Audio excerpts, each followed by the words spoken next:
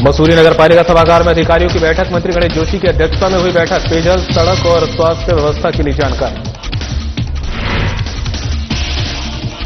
अंकिता हत्याकांड पर मंत्री गणेश जोशी का बयान। कहा, सरकार हर जांच के लिए तैयार। मंत्री गणेश जोशी ने कांग्रेस को बताया मुद्दाविहीन।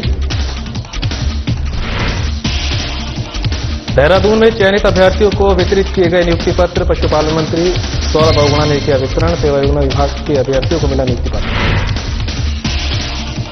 जाखणीधार में बहुउद्देशीय शिविर का आयोजन। डीएम की अध्यक्षता में शिविर का हुआ आयोजन। शिविर में कुल 103 शिकायतें हुई दर्ज। और मंगलौर में पुलिस और खाद्य पूर्ति विभाग की संयुक्त कार्रवाई। टैंकरों से तेल चोरी करने वाले गिरोह का पर्दाफाश। 400 लीटर चोरी का डीजल बरामद।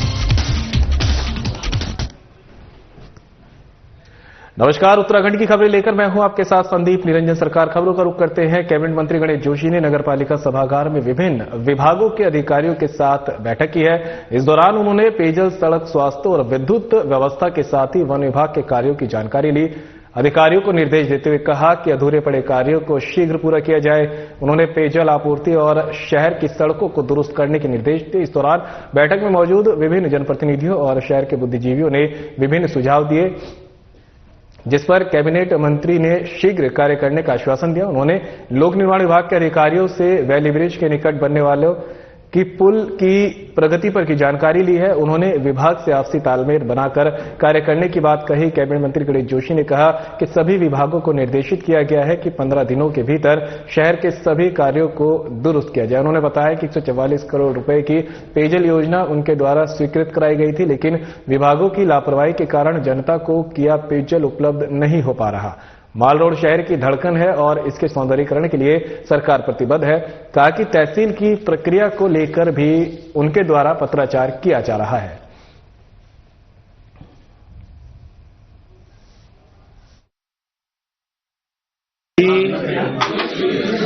आपस में बैठकर विशेषकर दिक्कत पेयजल निगम और स्थान के बीच जाती है और आपस में तालमेल न होने के कारण आज इतनी बड़ी पेयजल योजना हम 140 करोड़ की लाए और आज लोगों को पानी नहीं मिल रहा। तो इसका मतलब कहीं न कहीं विभागों में आपस में तालमेल की कमी है। इनका डिस्ट्रीब्यूशन सिस्टम ठीक नहीं है। पहले 7 एमएलडी में मसूरी को पानी मिलता था, आज 14 एमएलडी मिल रहा है। तो मैंने कल भी एक बैठक सचिव स्तर की देहरादून में करी थी और आज एक बैठक मैंने यहाँ पर की है।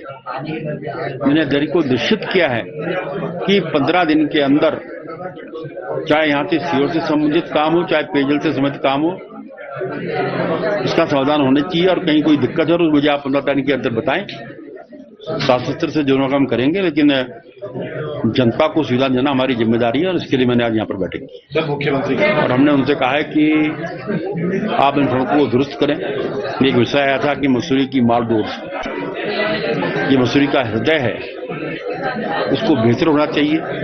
पूर्व में जब मुझे जानकारी मिली थी, ठेकेदार को हमने यहाँ से हटाया, उसकी वजह से यहाँ पर एक्सीडेंट भी हुए और सड़क की जो गुणवत्ता ठीक नहीं थी। लेकिन अब नए एक्शन के आने के बाद कुछ काम में गति आई और जहां भी काम हो रहा है ठीक हो रहा है और कहीं ऐसी शिकायत मिलेगी तो उसके खिलाफ कार्रवाई की जाएगी। मंत्री जी, ये आपके सामने संज्ञान लिया है। नए पुल का टेंडर हो गया है। देखिए, क्योंकि किसी भी टेंडर प्रक्रिया में समय लगता है, तो कल आपको यही कहो कि साहब अपने आदमी को काम दे दिया। ऑनलाइन टेंडर होते हैं, उसका टेंडर हो चुका है और शीघ्र ही हमने उसमें काम शुरू करने के लिए कहा है। और जैसा कि मुझे बताया गया कि 6 महीने के अंदर हमारा जो है उस ब्रिज को बनाकर तैयार कर देंगे और यहाँ तो वही अंकिता भंडारी के माता पिता से मुख्य सेवक धामी का वचन, एक खबर आप तक पहुंचा रहे हैं, जहां पर अंकिता भंडारी के माता पिता से मुख्य सेवक धामी का वचन। मुख्य सेवक होने के नाते अंकिता के माता पिता से करूंगा बात, कानूनी रूप से करेंगे सभी तथ्यों का अध्ययन। अंकिता के माता पिता अपनी बेटी के न्याय के लिए जो भी चाहेंगे हम करेंगे वही। पूरे मामले पर सरकार ने की कठोर कार्रवाई, सभी तथ्यों के लिए एसआईटी की गठित। सरकार ने की थी मजबूत पैरवी, तीनों दोषियों को कठोर कारावास। ऑडियो मामले पर बोले सीएम धामी, ऑडियो जारी करने वाले लोगों से मांगा जा रहा है जवाब। मामले में आएगी पारदर्शिता, ऑडियो में आई कई प्रकार की बातें, ऑडियो की सत्यता आवश्यक। ऑडियो के आधार पर विपक्ष राज्य में कर रहा बवंडर, राज्य को बदनाम करने के लिए दिल्ली में प्रेस वार्ता कर रहा विपक्ष। एक ऑडियो रिलीज करके फिर दिल्ली में प्रेस वार्ता करना क्या षड्यंत्र नहीं? सभी प्रकार की जांचों के लिए तैयार, सुरेश राठौर को भी आना चाहिए सामने।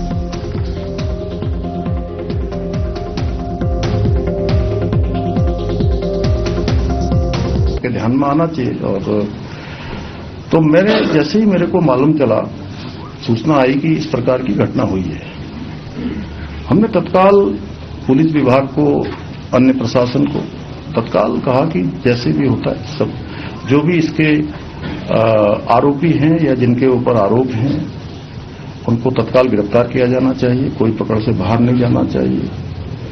और तत्काल उन सभी वो 3 के 3 जो आरोपी थे उस समय के, वो तीनों को गिरफ्तार किया गया। और जिस स्थान पर उन्होंने बताया वहां से बॉडी को रिकवर किया गया। फिर जो कार्रवाई होती है, समस्त औपचारिकताएं जो कानूनी रूप से होती हैं वो पूरी की गई। और पूरी करने के बाद तत्काल ही हमने महिला आईपीएस अधिकारी के चेयरमैनशिप में या कहिए उनके नेतृत्व में एक कमेटी का गठन किया, एसआईटी जांच का गठन किया। इस पर लगातार कार्रवाई चलती रही और जो मजबूत पैरवी थी, उसी मजबूत पैरवी का परिणाम था कि उन्हीं तीनों आरोपियों को आजीवन कैद की सजा सुनाई गई। एक प्रकरण ये आया है कि ऑडियो एक आया है और ऑडियो में उन्होंने कई लोगों के नाम लिए हैं अलग अलग प्रकार से। और हमने कहा कि भाई ऑडियो की जांच करी जाए और जांच के लिए जो है एक एसआईटी का गठन भी कर दिया गया इसमें। और आज ऑडियो में वो एक नाम ले रहे हैं, कल को किसका नाम लेंगे। तो इसलिए सारी सत्यता, सारी जो जांच परख है, एफएसएल है, उसका करवाने के बाद हमने कहा है कि हम किसी भी कीमत पर अगर कोई दोषी होगा तो बिल्कुल छूटने वाला नहीं है। बताइए, आपको लग नहीं रहा है कि षड्यंत्र है? अगर ये मोबाइल बंद करके जाना, एक ऑडियो रिलीज करके, एक ऑडियो रिलीज होता है, उसके बाद प्रेस कॉन्फ्रेंस यहां नहीं होती है, प्रेस कॉन्फ्रेंस दिल्ली में होती है और हमारे जो प्रभारी जी का नाम लिया गया, सबने संवेदनशीलता के साथ इस मुद्दे पर विशेष रूप से अपनी भागीदारी भी की है, अपना मत भी दिया है। लेकिन सबसे ज्यादा प्रभावित उनके माता पिता, परिवार के लोग उनके हुए हैं। मैं राज्य के मुख्य सेवक के रूप में उनकी मां से, उनके पिता से बात करूंगा। बात करने के बाद कानूनी रूप से सभी चीजों का अध्ययन करने के बाद उनका जो भी हमारे लिए, जो भी वो अपनी बेटी के न्याय के लिए चाहते होंगे, हम उसको आगे बढ़ाएंगे। तो वहीं महानगर महिला कांग्रेस अध्यक्ष पूजा सिंह ने अंकिता भंडारी हत्याकांड को लेकर राज्य की बीजेपी सरकार और कार्यकर्ताओं पर तीखा हमला बोला है। महानगर महिला कांग्रेस अध्यक्ष पूजा सिंह ने कहा कि अंकिता भंडारी हत्याकांड में जनता की भावनाओं का सम्मान करते हुए बीजेपी कार्यकर्ताओं को भी अपनी सरकार से मामले की सीबीआई जांच कराए जाने की मांग करनी चाहिए।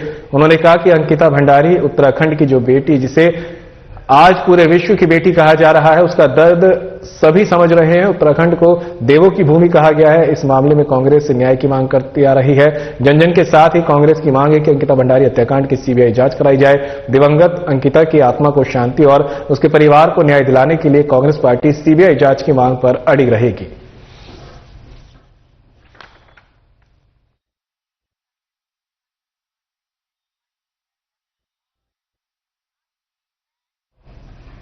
मसूरी में अंकिता भंडारी हत्याकांड को लेकर कैबिनेट मंत्री गणेश जोशी ने जानकारी देते हुए कहा कि अंकिता भंडारी हत्याकांड में सरकार हर जांच के लिए तैयार है। सीबीआई से भी कोई बड़ी एजेंसी होगी तो उससे भी सरकार जांच कराने की संस्तुति करेगी।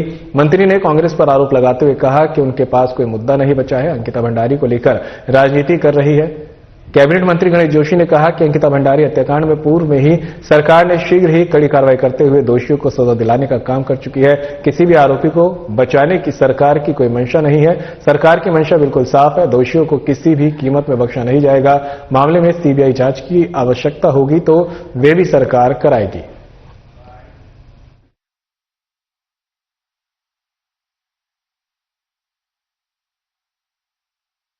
लेकिन अभी तक मुकदमा कायम हो गया, अगर आपको जानकारी होगी उनकी।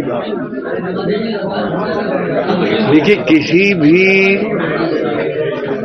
आरोपी को बचाने की सरकार की कोई मंशा नहीं है। जितना त्वरित निर्णय इस काम में हुआ, आपने देखा कितनी जल्दी फैसला हुआ और सारे दोषी जो है सजा काट रहे हैं। और सीबीआई जांच के लिए एक आधार होता है। हमारे मित्र अगर इनके पास कोई सबूत है, कोई वो आप कोर्ट में पेश करे, उसके आधार पर उनका हो जाएगा।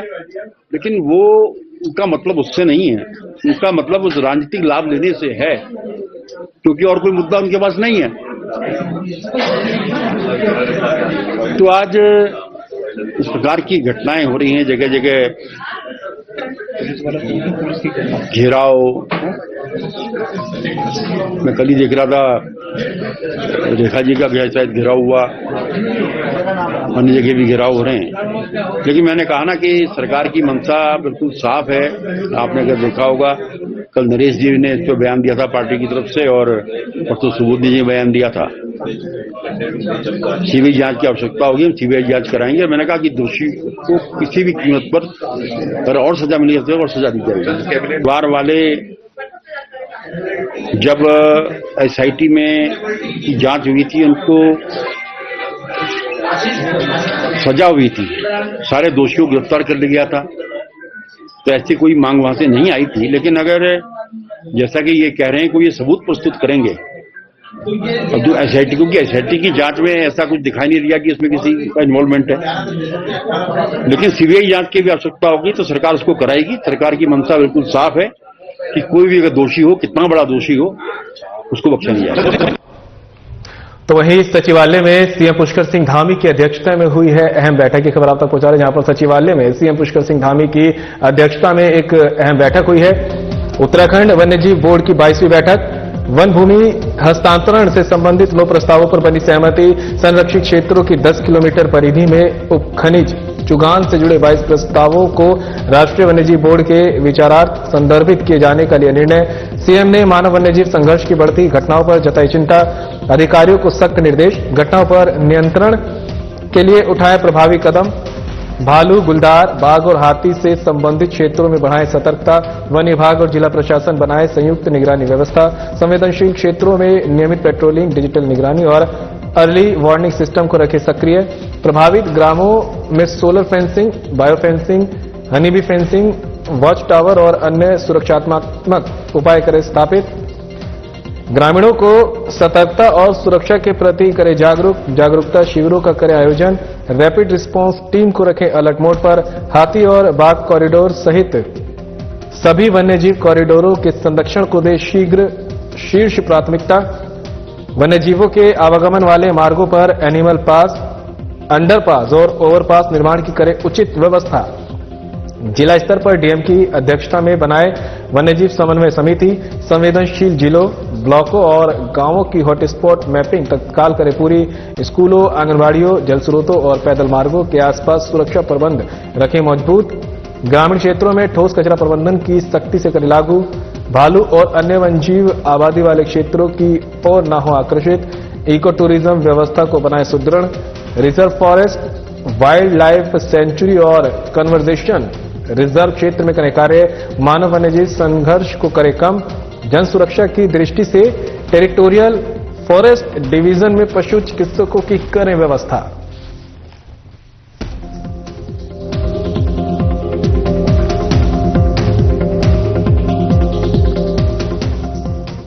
उत्तराखंड सरकार में पशुपालन मंत्री सौरभ बहुगुणा ने विधानसभा स्थित सभागार कक्ष में पशुपालन विभाग और कौशल विकास और सेवा योजन विभाग के चयनित अभ्यर्थियों को नियुक्ति पत्र वितरित किए। मंत्री ने पशुपालन विभाग और सेवा योजन विभाग में नियुक्त पाने वाले कार्मिकों को शुभकामनाएं दी। पशुपालन मंत्री सौरभ बहुगुणा ने कहा कि आप सभी का असल परिश्रम अब शुरू होता है, जिसमें आपको अपने विभागों से संबंधित योजनाओं कार्यों को गति देने का कार्य करना है। उन्होंने उम्मीद जताते हुए कहा कि आपके सहयोग और टीम वर्क के साथ ही आपका विभाग प्रगति करेगा। मंत्री ने पशुपालन विभाग के 16 फार्मासिस्ट और सेवा योजन विभाग के 37 फोरमैन अनुदेशकों को नियुक्ति पत्र वितरित किए। उन्होंने कहा कि उत्तराखंड राज्य में स्थापना के बाद पहली बार सेवा योजन विभाग में कार्मिकों की भर्ती हो रही है।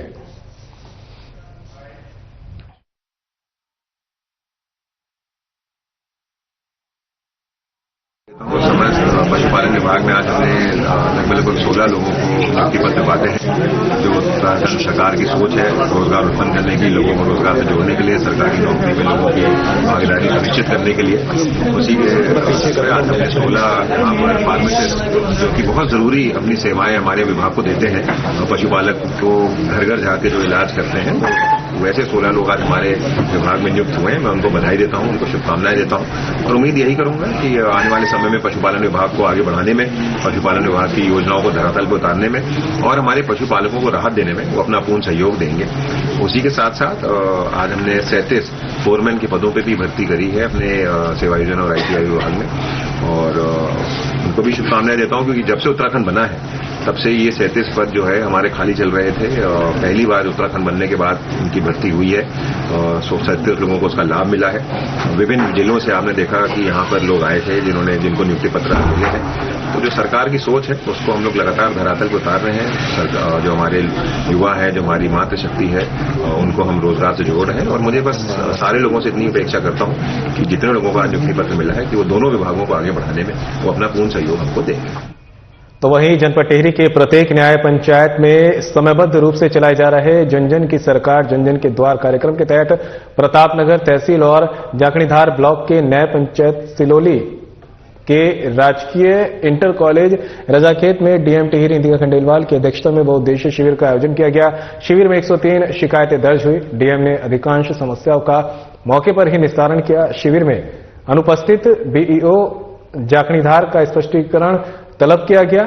इस दौरान बाल विकास विभाग द्वारा 12 पात्र लाभान्वितों को महालक्ष्मी किट दी गई। कैंप में पंचायती राज विभाग द्वारा यूसीसी के तहत 13 विवाह रजिस्ट्रेशन किए गए, जिनमें से 6 को रजिस्ट्रेशन प्रमाण पत्र वितरित किए गए। वहीं विभिन्न विभागीय स्टॉलों का निरीक्षण कर बिक्री आदि अन्य जानकारी प्राप्त कर आवश्यक दिशा निर्देश दिए गए। साथ ही उपस्थित लोगों द्वारा खरीदारी की गई। शिविर में राज्य मंत्री गीता रावत ने डीएम के कार्यों की प्रशंसा की। कहा कि प्रत्येक न्याय पंचायत में चलाए जा रहे जन जन की सरकार जन जन के द्वार कार्यक्रम के माध्यम से जिला प्रशासन आपके द्वार पहुंचकर जन समस्याओं का त्वरित निस्तारण करने के साथ ही विभिन्न योजनाओं के लाभान्वित कर रही है। डीएम इंदिका खंडेलवाल ने कहा कि कार्यक्रम के तहत 23 विभागीय आपके द्वार पहुंचे हैं। उन्होंने कहा कि शिविर में विभिन्न जन समस्याओं को सुनकर पंजीकृत शिकायतों को जन समर्पण पोर्टल पर अपलोड कर 1 सप्ताह के अंतर्गत निस्तारण किया जाएगा।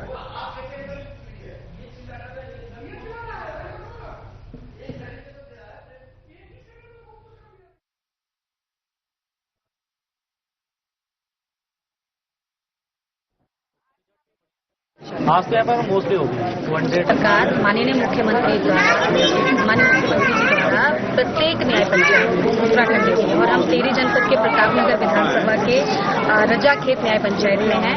यहाँ पर जो लोगों को लाभ मिल रहा है इस कैंप के माध्यम से वो डायरेक्ट मिल रहा है। जिलाधिकारी महोदय और यहाँ पे सभी विभागों के अधिकारी वो उपस्थित थे और बहुत सारी जो योजनाएं हैं वो लोगों को पता भी चली है। बहुत सारी समस्याओं का समाधान जो है ऑन द स्पॉट हुआ है। लोगों में इस जो ये कार्यक्रम है इसके प्रति लोग बहुत ज्यादा खुश हैं कि कम से कम जो है जो सरकार है वो जनता के द्वार पहुंचे। पिरानकलियर में गंग नहरों के पुलों पर सिंचाई विभाग उत्तर प्रदेश सरकार द्वारा सेफ्टी ड्रिलिंग और मरम्मत का कार्य कराया जा रहा है। इस दौरान सिंचाई विभाग के एसडीओ अनुज कुमार बंसल ने जानकारी देते हुए बताया कि पिरानकलियर गंग नहर के पुलों सहित 7 पुलों पर सेफ्टी रेलिंग और मरम्मत का कार्य सिंचाई विभाग द्वारा कराया जा रहा है और ये कार्य लगभग 2 करोड़ रुपए की लागत से कराया जा रहा है। उन्होंने बताया कि पिरानकलियर में जो पुलों के ऊपर सेफ्टी रेलिंग लगाई जा रही है इससे गंग नहर में कोई कूड़ा कचरा नहीं डालेगा और जो लोग पुल से आत्महत्या या हुड़दंगबाजी करने के लिए गंगनहर में छलांग लगाते हैं और गंगनहर में डूबकर अपनी जान तक दे देते थे, इस सेफ्टी रेलिंग से छलांग लगाने वाले और कूड़ा डालने वालों पर लगाम लगाने का कार्य किया जा रहा है, जिससे गंगनहर का पानी दूषित होने से भी बचाया जाएगा।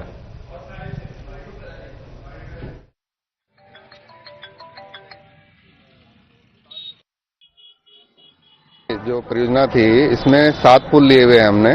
7 पुलों पे जो है रेलिंग जाली लगनी है, जिसका कार्य इस परियोजना के अंतर्गत कराया जा रहा है। जिसमें पिरानकलियर में बहुत प्रतीक्षित था ये कार्य कि यहाँ पर नहर की गहराई काफ़ी है, लोग बाग नीचे डूब जाते हैं लोगों को ताकि नीचे, और दूसरा यहाँ पे गंदगी बहुत फैल रही है।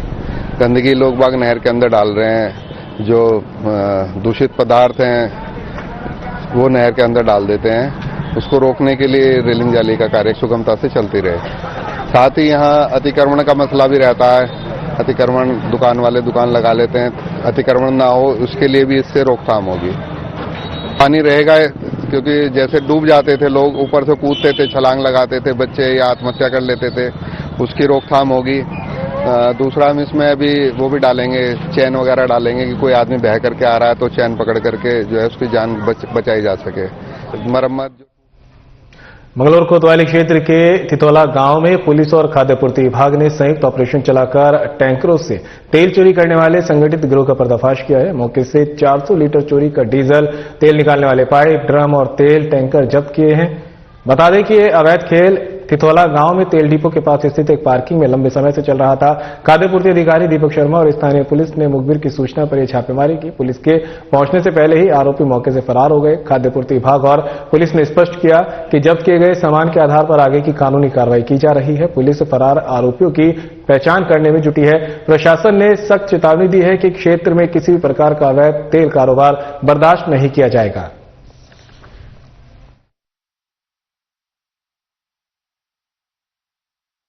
देखिए, थितोला में हम लोग खड़े हैं। एक मुखबिर के माध्यम से सूचना मिली और हमारे साथ चौकी इंचार्ज लंडौरा जी के माध्यम से सूचना मिली कि यहाँ पर कोई तेल चोरी की जा रही है टैंकर में से। तो हम लोग यहाँ पर पहुंचे तो यहाँ पर एक टैंकर खड़ा हुआ है। बताया गया यहाँ पर पूछताछ में पुलिस के द्वारा भी और अन्य लोगों से पूछताछ की गई कि किसी बाबर नाम के व्यक्ति की ये जो जगह है, ये यहाँ पार्किंग स्थल यहाँ बनाया गया है। यहाँ पर आकर ये टैंकर खड़े होते हैं और उनमें से तेल निकालने की जो है यहाँ से तेल निकाला जाता है। और ये मौके पर हमें पीछे आप देख सकते हैं, हालांकि अंधेरा हो गया है, लगभग 100 लीटर के आसपास कुछ तरल पदार्थ है, संभवतः डीजल ही होगा। नाइट के समय तो ये बताया जा रहा है कि इसमें से निकाला जाता है। क्या कुछ अभियान जैसे आज ये सूचना मिली है और किसी भी माध्यम से अगर हमें सूचना हमारे तक पहुंचती है, पुलिस या मुखबिर के माध्यम से भी, तो इसमें जो भी अब नियमानुसार आगे कार्रवाई होती है, अभी इस पर कार्रवाई की जा रही है। और आगे भी अगर इस तरह का एक सघन चेकिंग अभियान मुझे लगता है करने की जरूरत यहाँ पर है और उस तरह से अभियान किया जाएगा और जो भी दोषी पाया जाएगा और विधिक कार्रवाई उस हिसाब से नियमानुसार की जाएगी। तो हमें ये अवैध है या उसकी अपनी जगह है, ये तो जांच का विषय है कि अवैध है या नहीं।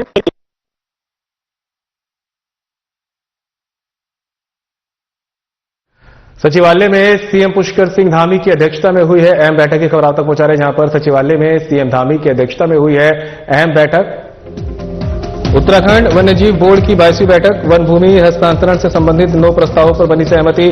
संरक्षित क्षेत्रों की 10 किलोमीटर परिधि में उपखनिज चुगान से जुड़े 22 प्रस्तावों को राष्ट्रीय वन्यजीव बोर्ड के विचारार्थ संदर्भित किए जाने का लिया निर्णय। सीएम ने मानव वन्यजीव संघर्ष की बढ़ती घटनाओं पर जताई चिंता, अधिकारियों को दिए सख्त निर्देश, घटनाओं पर नियंत्रण के लिए उठाएं प्रभावी कदम। भालू, गुलदार, बाघ और हाथी से संबंधित क्षेत्रों में बढ़ाएं सतर्कता। वन विभाग और जिला प्रशासन बनाए संयुक्त निगरानी व्यवस्था। संवेदनशील क्षेत्रों में नियमित पेट्रोलिंग, डिजिटल निगरानी और अर्ली वार्निंग सिस्टम को रखें सक्रिय। प्रभावित ग्रामों में solar fencing, bio fencing, honey bee fencing, watch tower और अन्य सुरक्षात्मक उपाय करें स्थापित। ग्रामीणों को सतर्कता और सुरक्षा के प्रति करें जागरूकता शिविरों का करें आयोजन। रैपिड रिस्पांस टीम को रखें अलर्ट मोड पर। हाथी और बाघ कॉरिडोर सहित सभी वन्यजीवों कॉरिडोरों के संरक्षण को दें शीर्ष प्राथमिकता। वन्यजीवों के आवागमन वाले मार्गों पर एनिमल पास, अंडरपास और ओवरपास निर्माण की करें उचित व्यवस्था। जिला स्तर पर डीएम की अध्यक्षता में बनाए वन्यजीव समन्वय समिति। संवेदनशील जिलों, ब्लॉकों और गांवों की हॉटस्पॉट मैपिंग तत्काल करें पूरी। स्कूलों, आंगनबाड़ियों, जल स्रोतों और पैदल मार्गों के आसपास सुरक्षा प्रबंधन रखें मौजूद। ग्रामीण क्षेत्रों में ठोस कचरा प्रबंधन की सख्ती से करें लागू। भालू और अन्य वन्यजीव आबादी वाले क्षेत्रों की ओर न हो आकर्षित। इको टूरिज्म व्यवस्था को बनाए सुदृढ़। Reserve forest, wild life sanctuary और कन्वर्जेशन रिजर्व क्षेत्रों में करें कार्य। मानव वन्यजीव संघर्ष को करें कम। जन सुरक्षा की दृष्टि से टेरिटोरियल फॉरेस्ट डिवीजन में पशु चिकित्सकों की करें व्यवस्था।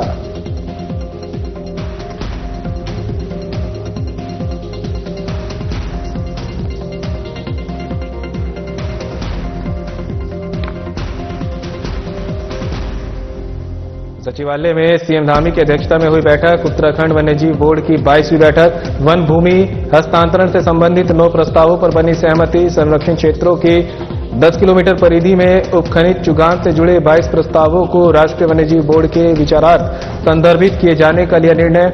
सीएम ने मानव वन्यजीव संघर्ष की बढ़ती घटनाओं पर जताई चिंता। अधिकारियों को सख्त निर्देश, घटनाओं पर नियंत्रण के लिए उठाएं प्रभावी कदम। भालू, गुलदार, बाघ और हाथी से संबंधित क्षेत्रों में बढ़ाए सतर्कता। वन विभाग और जिला प्रशासन बनाए संयुक्त निगरानी व्यवस्था।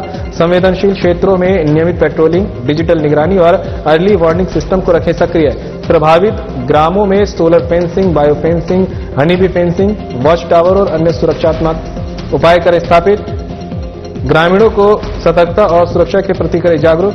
जागरूकता शिविरों का करें आयोजन। रैपिड रिस्पांस टीम को रखें अलर्ट मोड पर।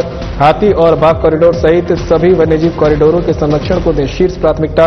वन्यजीवों के आवागमन वाले मार्गों पर एनिमल पास, अंडरपास और ओवरपास निर्माण की करें उचित व्यवस्था।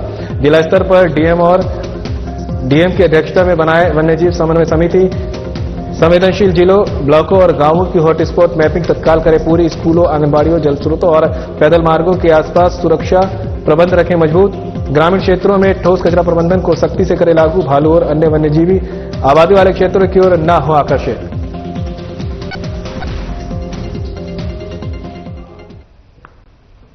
और फिलहाल इस बुलेटिन में मेरे साथ इतना ही। दीजिए इजाजत। नमस्कार।